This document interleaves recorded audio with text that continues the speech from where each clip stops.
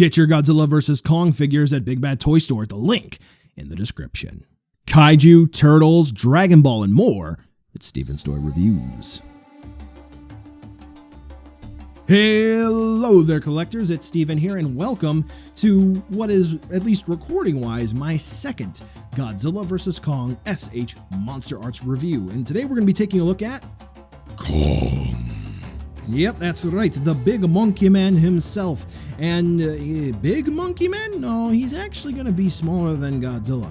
And for here, they did something a little bit different. Instead of utilizing the CGI model for Kong, they based the sculpt off of his skeleton and had a professional primate gorilla sculptor come in and sculpt Kong. Cool? Or is it? Let's take a look to see whether or not monkey is worth adding into your collection. The elephant in the room is the material. The first time you touch Kong, you're going to notice, you can even hear it sort of squeaking around in the background as I'm fiddling around with Kong here. The material that Kong is made out of definitely feels different compared to the rest of the SH MonsterArts line, and as a matter of fact, if you collect other Tamashii Nations products, this guy is actually going to feel a little bit different overall. If you have other figures and you collect other lines, what I would say is that if you were to grab your Figuarts Broly from the Super movie, if you were to feel Ba's ear, thanks to someone who commented on this to remind me of that, he kind of feels a little similar to that. He does feel sort of soft-ish in some areas, and he does feel flexible in the actual sculpt in and of itself, instead of just some of those key areas that would need flexibility. This isn't a bad thing, it's just something to let you know about ahead of time. Now, in regards to the actual sculpt, and we're going to talk about this a bit in the articulation section, the only thing that's sort of, I guess, off is going to be there's going to be a floating piece in his torso that can kind of look a little bit awkward depending if you don't catch that for a photo. There's also some concern for eye decal placement, specifically with a roaring head sculpt. We'll see in a little bit. But otherwise, I mean, damn, monkey look good. I mean, seriously, this thing's fantastic.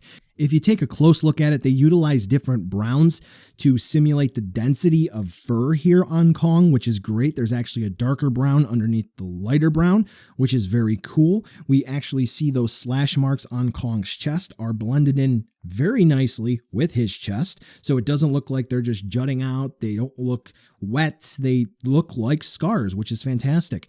Now, again, this isn't based 100% on the model that we're going to see on screen for Kong. And that being said, there are going to be some things that look a little bit different, like the proportions and so forth. But the actual sculpt that we get here pretty much matches up 1-to-1 for what we saw in the promotional pictures. And I think that is what is very important here.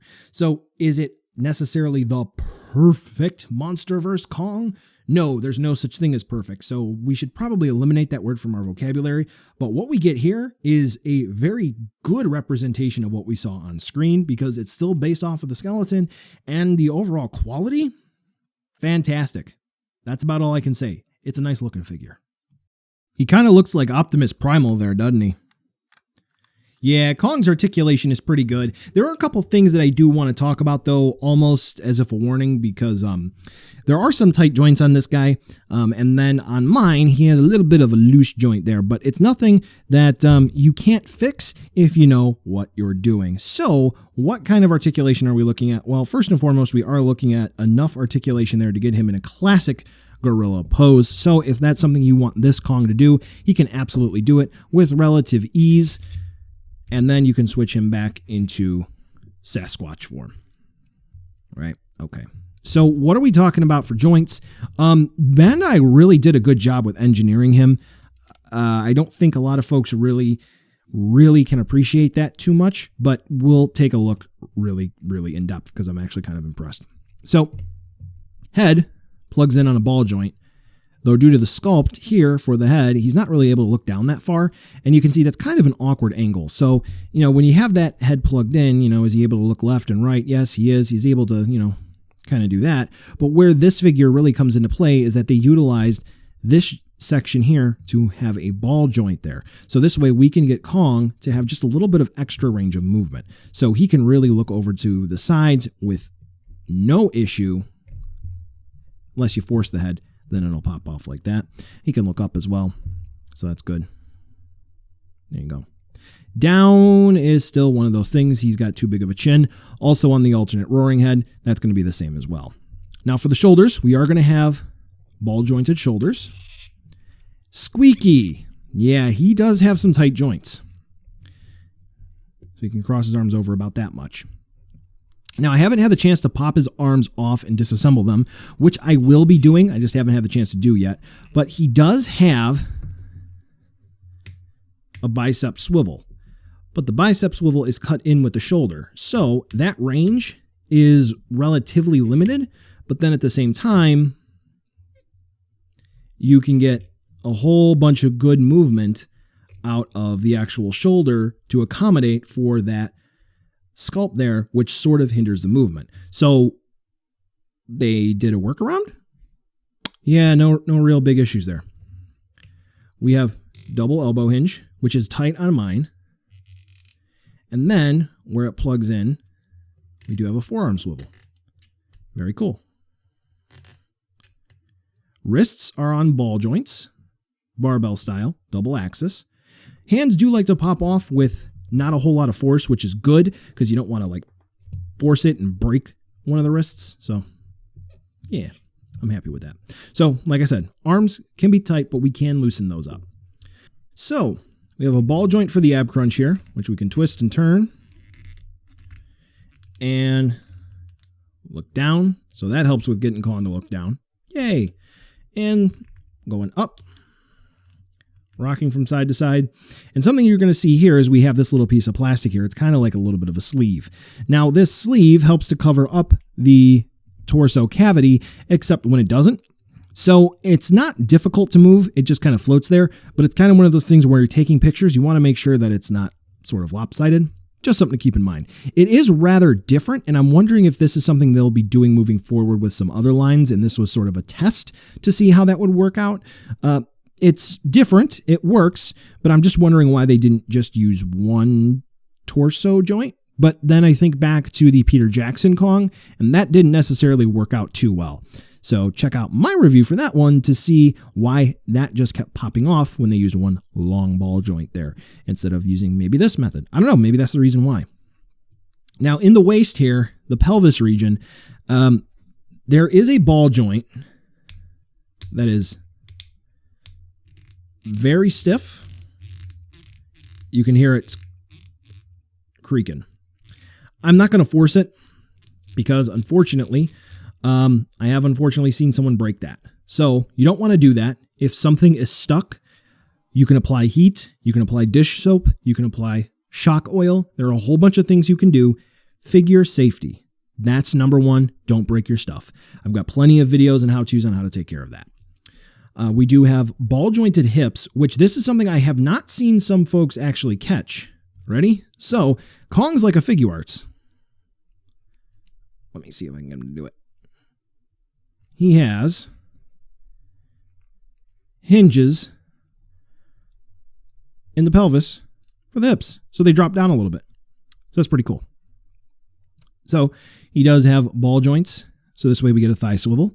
And then the way that the knees, are constructed is they are actually going to be ball joints where they plug in. So they're going to sort of be like, come on you, hinges because of how they bend. So that's an interesting engineering choice for Kong. I kind of like it. And then we'll wrap it up with his impressive ankle and foot articulation. So we have half of the foot, which is ball joint, and then the ankle, several ball joint system there. Very good. So Kong has some tight joints, and if he does have tight joints for you, fix it. Very easy to do. And the engineering is great. He can do axe slam over the head. He can take a pose just like a normal gorilla. He can do a whole bunch of stuff. Thumbs up. I really do like the articulation on Kong. Time to talk about accessories, and what do we get here? We are going to go ahead and get 3 alternate sets of hands, including 1 set of hands wrapped around his weapon that he's going to come with, and an alternate head sculpt. So what is that alternate head sculpt that Kong is going to come with? Well, it's going to be a roaring face.